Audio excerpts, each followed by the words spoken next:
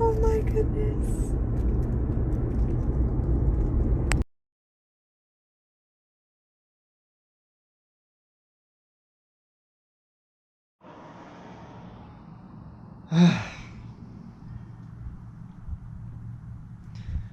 I said a little prayer, did a little work, and now I'm going to see if this Jeep actually works now. Oh my goodness, this has been quite a ride, or lack thereof. Yes, if it looks a little bit bare or barren, that's because I haven't quite put the fan in yet.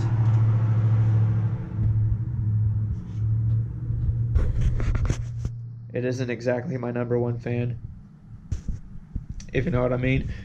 Pun intended. Yeah, I'm gonna wait until after I know for sure whether or not this Jeep works to put the fan back in, because it just saves a little bit of work or rework if I have to rework anything. Looks like everything sealed up nicely on the water pump this time around. I just filled it up with coolant. No leakage thus far. If you see a mess down there at the bottom, that's old mess, no new mess.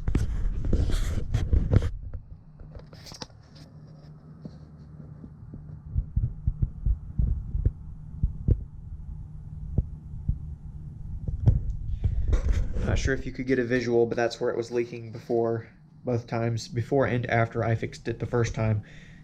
Of course, I didn't actually fix it, apparently. I just made it worse. But now, with the seal, the new sealant, everything in between, and that is literally what is between the water pump and the rest of the machine. I mean, it should work. I'm procrastinating.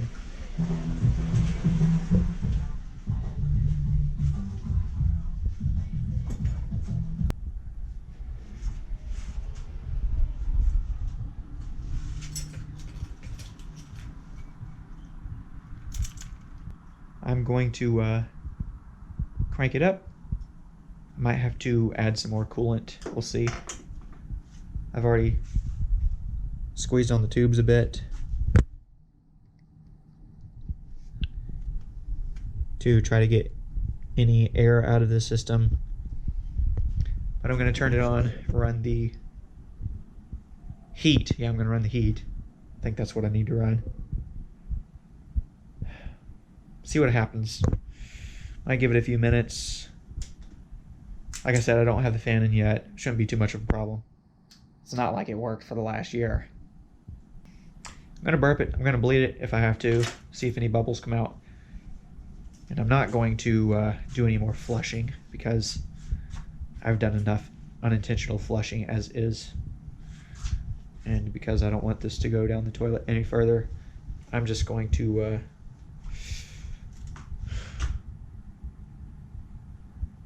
get it running, get this show on the road, quite literally, hopefully. Here we go.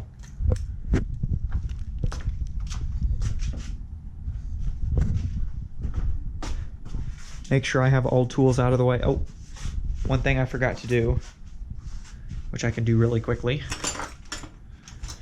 is put a twisty around this tube here, because the fan and the fan cover is not in the picture.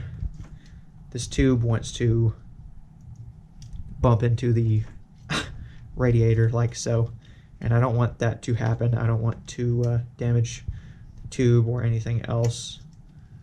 I'm done procrastinating.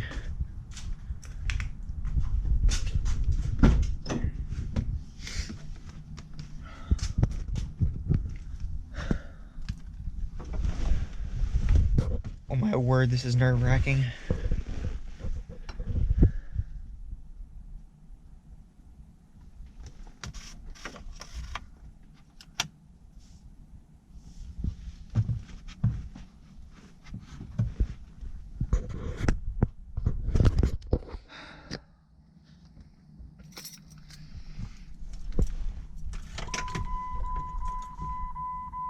Life.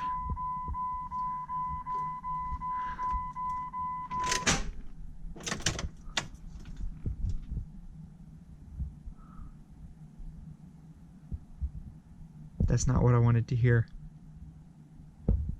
It's not what I wanted to hear at all.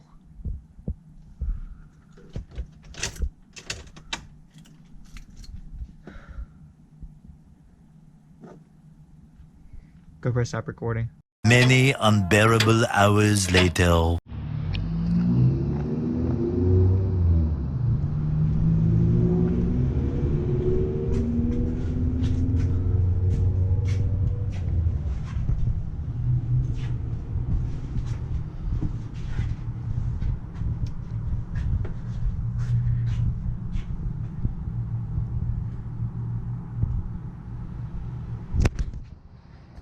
Good news.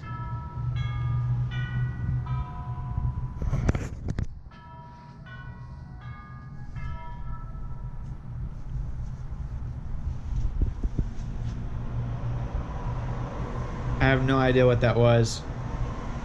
I think that has something to do with one of my Bible apps. I've literally never heard that before. Oh well. Yeah. Good news, finally. Finally got it working. Had a little bit of help from a friend. Turns out I didn't really need help, but I needed help in order to realize that I didn't actually need help. So I kind of did need help, despite not needing help. If that makes any sense. Oh my goodness, I was so stressed out of my mind. I wasn't going to do any more recording until I got this thing figured out. I got everything put together finally in the last couple of days, only to find out that the Jeep would not crank. I was getting a check engine light. That could mean anything, right? All I would hear when I went to turn the key is one click and then nothing. Then I would have to disconnect the battery terminals, battery cables, and then reconnect them in order to be able to even try to crank the Jeep again, only to find out that once again it would not crank, of course. I've had this problem before. I've been stranded a few times because of this intermittent starting issue. It'll quit working for a few days, and I'll work on it and work on it and work on it in a parking lot wherever it happens to break down. You know, because it's never just randomly while I'm driving down the road. It's when I go into a store somewhere, come back out, try to crank up the Jeep, it will not crank. Until someday, magically, you know, a few days later, sometimes, a week later, sometimes, it will crank. So I wasn't sure if it was just doing that again, and it just happened to be right when I was done doing all this other work, or maybe just maybe I did something wrong in all of the work that I did, which would be really disappointing for me. So there's a auto shop right across the street, gas station auto shop. I actually work with the wife of one of the men who runs it over there, and so I asked her this morning, do you think he would come over this evening and do a diagnostics test on it? And of course he was willing to do that because he's a good guy, and he has told me that I shouldn't be afraid to ask for help if I ever need help, which I very well may need help at some point, and he has helped in the past. So yeah, he came over after I got off work this evening, and he hooked up his code scanner. Got no codes whatsoever. He started tinkering with the battery. He had me run over to the station, the shop, and grab a jumper box. I brought it back, tinkered with that a bit, and he seemed to believe that my wiring of my terminals just was not fully connected for some reason, because they're cheapies or because I'm stupid. Either way, he was correct. And after he did his tightening, it cranked right up. Yeah, I gave him a hug. I was so happy So relieved. Me and my wife both very happy, very relieved. Yeah, I had them really loose in general because of having to disconnect and reconnect them so many times, especially because of the cranking problem, because I would literally have to try to crank it, get a click, come out here, disconnect, reconnect, try to crank again. So of course I was leaving them loose, but mostly he was tightening up these parts. So maybe that's where the bad connection is. I just switched the terminals out recently. Got some cheapies, like I said, at Walmart, because I was having issues with the old ones. So I don't know. Maybe it's just this model of Jeep.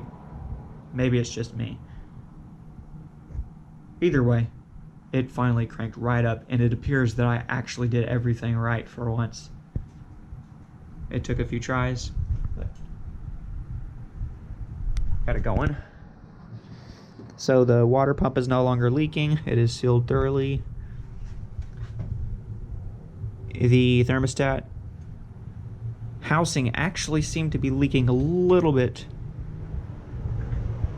as of this evening, but I tightened up the bolts a little bit more and haven't noticed any new liquid coming out from underneath it since. So I think I just didn't tighten that up enough initially. So I think we are good to go for now. I have a overhead diagnostics panel in the Jeep. I almost said truck. In the Jeep, in the cab, that does not come on anymore. I don't know if that's because of a short somewhere, a bad relay somewhere. It's not a huge deal. It lets me know sometimes if there is an issue, but it is the issue. So assuming it's the only issue at this point, I'm not going to worry about it too much. I don't want to spend too much money or time on it right now when we're in the process of moving, literally in the process. We had our final walkthrough in our house today. Of course, it's not quite our house yet. Interestingly enough, quite a few things have been left in the house which are going to belong to us if they are not removed by the seller in the next couple of days. These things include a washer and dryer, which we will desperately need, a lawnmower, which we will desperately need, a nice flat screen TV which is connected to the wall, which we don't need but we would like. There's also a bed and some other things.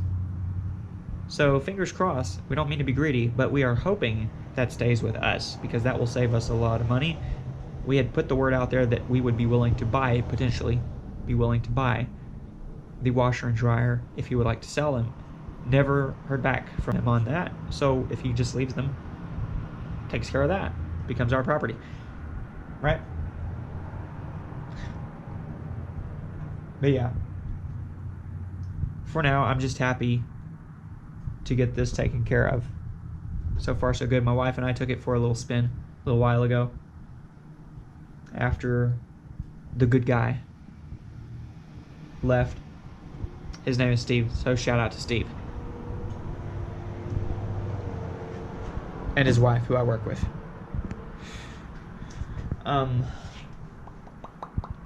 Yeah. Didn't exactly do a proper flushing, but I flushed quite a bit out, whether intentionally or unintentionally, throughout this whole process. And whatever was coming out towards the end seemed to be quite clean. So I even reused some of it, recycled some of it in that sense. Coolant, that is.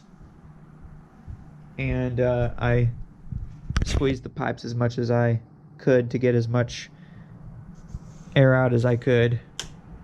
So I think the burping and bleeding has ceased. I know it sounds weird if you're not a mechanic.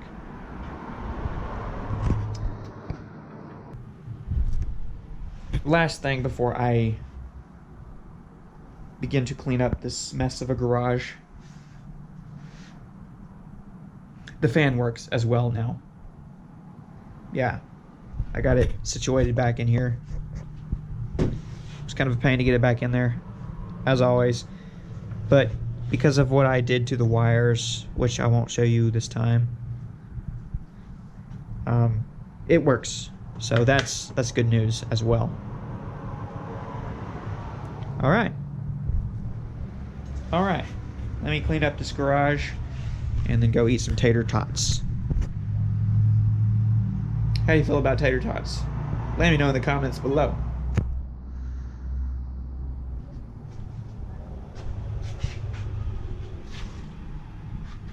If you're new to the channel, thanks for checking it out. Hope you stick around. If you don't, that's okay too. Peace.